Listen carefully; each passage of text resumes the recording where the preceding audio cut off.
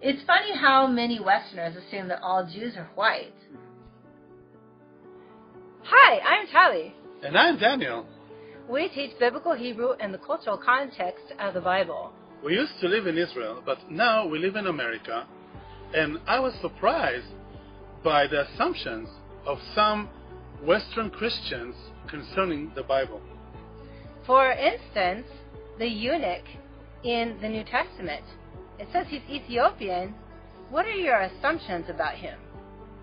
I bet they're different than an Israeli's assumptions. Let's read from Acts 8. But an angel of the Lord spoke to Philip, saying, Get up and go south to the road that descends from Jerusalem to Gaza. This is a desert road. So he got up and went, and there was an Ethiopian eunuch, a court official of Candace, Kandake, queen of the Ethiopians, who was in charge of all her treasure. Mm-hmm. And we know from research, Tali, that Kandake or Candace is not a name. It's a title of a powerful female in Kush. The kingdom of Kush. The kingdom of Kush. Okay. So when we read Ethiopian, it's actually saying Kush. Okay, so Ethiopian was actually just the name of Kush in another language. Exactly. Yeah, in the Greek. Yeah. In the Greek. So let's continue to read. And he had come to Jerusalem to worship, and he was returning and sitting in his chariot and was reading the prophet Isaiah. Then the Spirit said to Philip, Go up and join this chariot. Philip ran up and heard him reading Isaiah the prophet and said, Do you understand what you are reading? And he said, Well, how could I unless someone guides me? Mm-hmm. So that's really interesting, because the first thing that jumps out at me is he came to Jerusalem to worship. Mm-hmm. And then the second thing is he's reading from the book of Isaiah. I mean, a book of Isaiah was so rare. It was a scroll. It was handwritten. Mm-hmm. So continuing on, as they went along the road, they came to some water, and the eunuch said, Look, water! What prevents me from being baptized? And he ordered that the chariot stop, and they both went down into the water, Philip as well as the eunuch, and he baptized him. So why was this Ethiopian coming all the way up to Jerusalem? Why was he reading the book of Isaiah, which was so rare? Why was he asking for baptism? It's interesting to hear the Westerners talk about him being, he must be a truth seeker, he must be a God-fearer, he must be a Gentile who was looking for the truth and found it in the God of Abraham, Isaac, and Jacob. But wait a second, there's an assumption there, and it's that he's not Jewish, that he is a Gentile. Mm-hmm. And why? Why is that assumption made? Probably because he's Ethiopian. They think, he's black, so of course he's not one of the children of Israel. But is that an accurate assumption? Well, if you ask me, as an Israeli, yeah. we know that Ethiopians, Jews, were there from like beginning of time almost. Oh. Yeah, and because we have a large community of Ethiopian Jews in Israel. So when we hear about an Ethiopian and he came to Jerusalem to worship and all the things we talked about, we have no problem with that. And another thing that's really interesting is that Philip didn't tell him, you need to be baptized, right? He's asking to be baptized. So that's another thing that tells me, he knows and understands the different traditions and commands of the Jews. Yes, of the Jews. And we call it a mikvah. We call it a mikvah. Yes. So he was asking for a mikvah, and it got translated into baptism. Yeah. But it's a mikvah, which is very common and normal in Jewish faith and practice. It's not common and normal in Gentile practices. And here's a photo.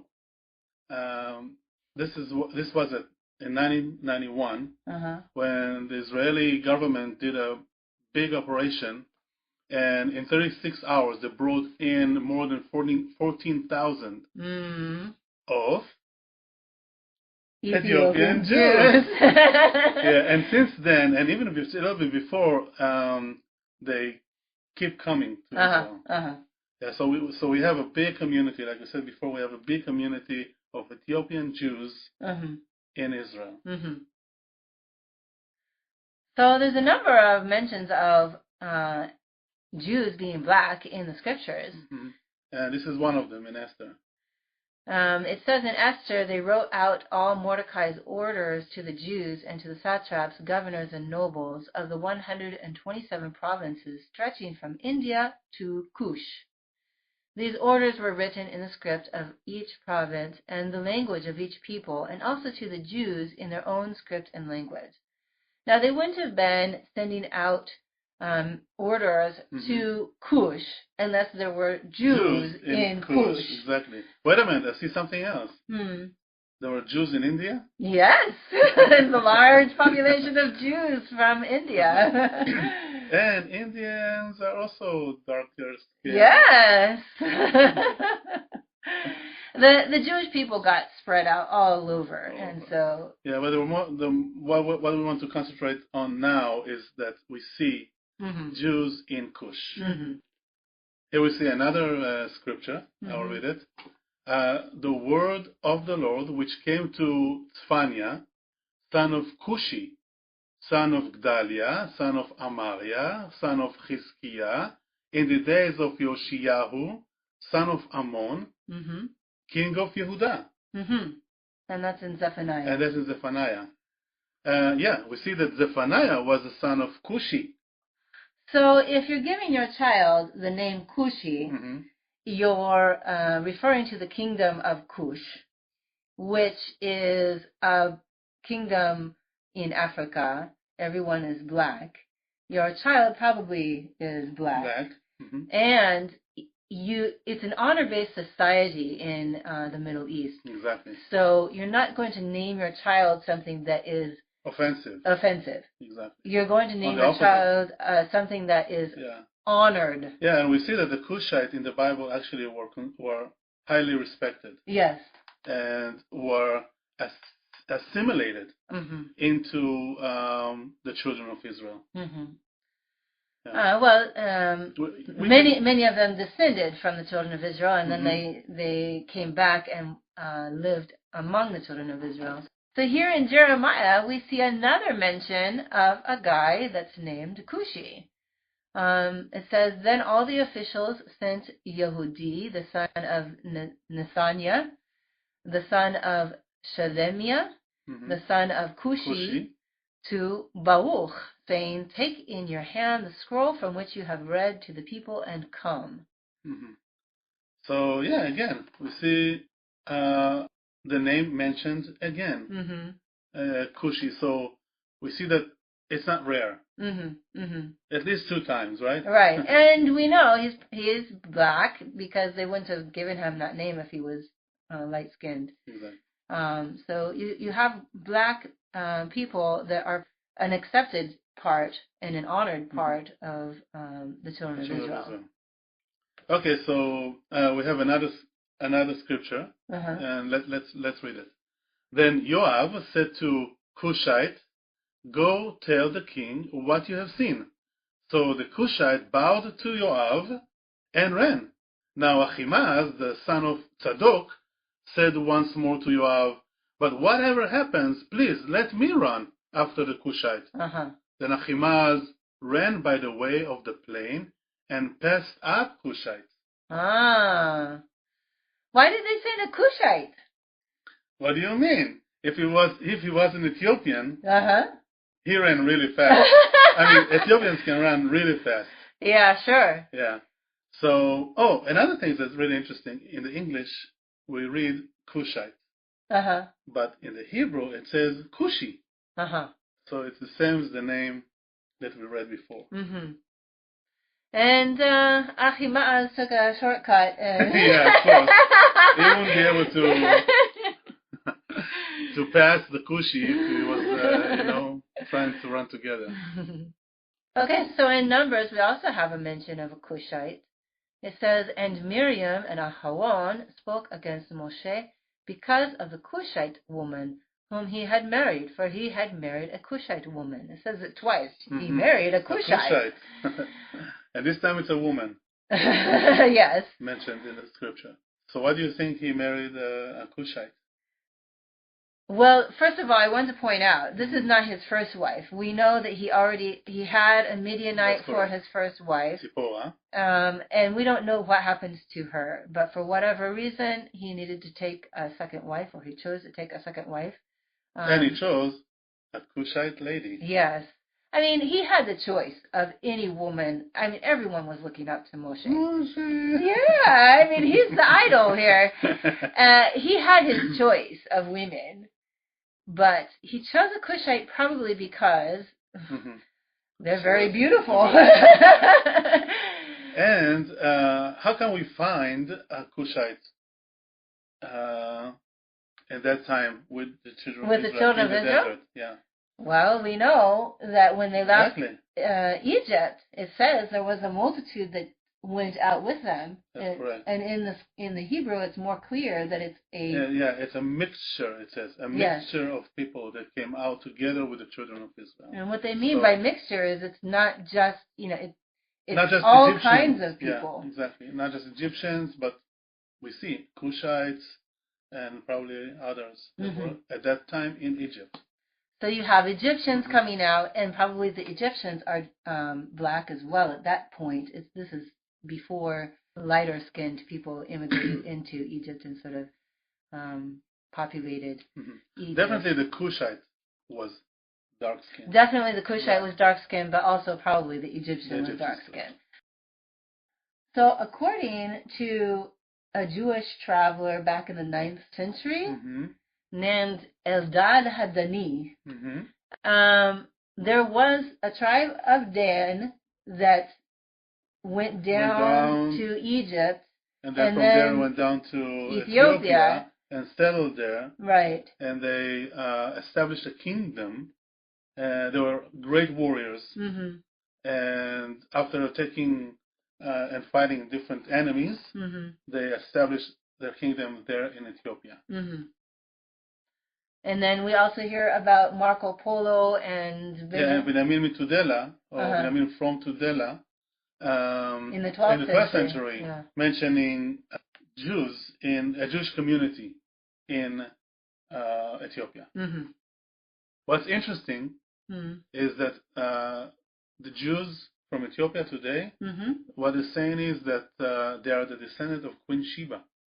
Oh. So they believe that when she came to Solomon, Shlomo, and met him and asked him all the questions, and she was so impressed, she actually had a night with the king, and she brought in a seed, his seed, bore a child, and then that child, she raised him up in the Jewish ways, and then that child became a king, right? Right. And created this kingdom, and the kingdom was actually following the Jewish traditions. So interesting. So the Ethiopian Jews say that they are descended from King Shlomo. King Shlomo and Queen Sheba. So here is a map of the Middle East and Africa, and you see where Cush is. You also see, I put in the word Sheba or Shva.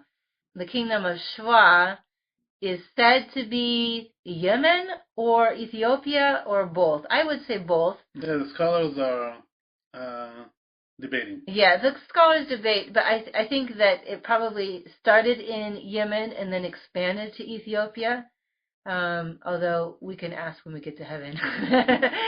But the interesting thing is that we find that in the Yemenite genetics, there is some origins of Africa. Yes, Ethiopia. Yeah. So you've got the obvious interchanging of genetics going on with Yemen and Ethiopia. The important thing to realize, Tali, is that Africans are in the Bible. Like from the beginning and through our generations. So people who think that the children of Israel are only white have it wrong. Right. Have it wrong. It was a very colorful Society. Mm-hmm. Yes. Yeah. And I think that's the way God likes it. It's funny how many Westerners assume that all Jews are white. Mm-hmm. And I think that the reason is that Jewish people, they scattered all around the world, and the Jewish people that scattered to Europe and America intermarried, and they became white. They weren't originally that white. They were Middle Eastern. They were, mixed in with the Cushites. They were not white. The same way as if a Jew in Asia looked like an Asian. Right. There are Jews in China, and they look Chinese. Chinese, yeah. There are Jews in India, and they look Indian. Exactly. So there was some intermarriage that happened, and that changed the complexion. Mm-hmm. They continued with their culture. They continued with their observance of the Jewish traditions and the Bible. However, because they have this genetic influence from the people group that they're living with, mm-hmm. Their skin color changes. And so Americans have mainly seen white Jews, but that's not what is the reality. There are so many different colors of Jews in the world now. And in Israel, if you go to Israel, you see so many colors. So here we have a tally of the immigration of Jews to Israel, and you see that they're coming from Asia, from Turkey, Iraq, Yemen, Iran, Afghanistan, India, Pakistan, Syria, Lebanon, and then other. And then you have Africa, Morocco, Algeria, Tunisia, Libya, mm-hmm. Egypt, Ethiopia, and other. Mm-hmm. Yeah, my people came from Uzbekistan and Iraq. Mm-hmm. Yeah.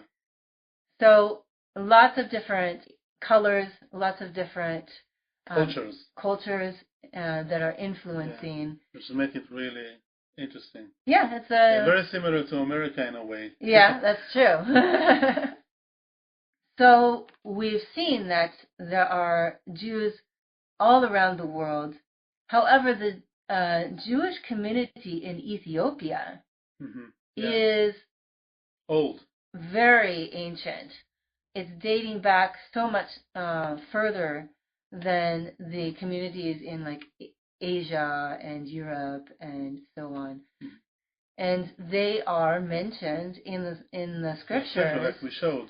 And kept the traditions. Yes. Especially the Mosaic, mm-hmm. the Mosaic laws. Yeah. The laws that God gave in Mount mm-hmm. Sinai. So to our discussion again, is the Ethiopian in Acts was he a Jew or was he a Gentile? So you make the decision. Now that you have more information, you don't have to make an assumption. You can make a decision. If you liked this video, like, share, and subscribe. We're going to do a series on assumptions of Western Christianity. You won't want to miss any of them.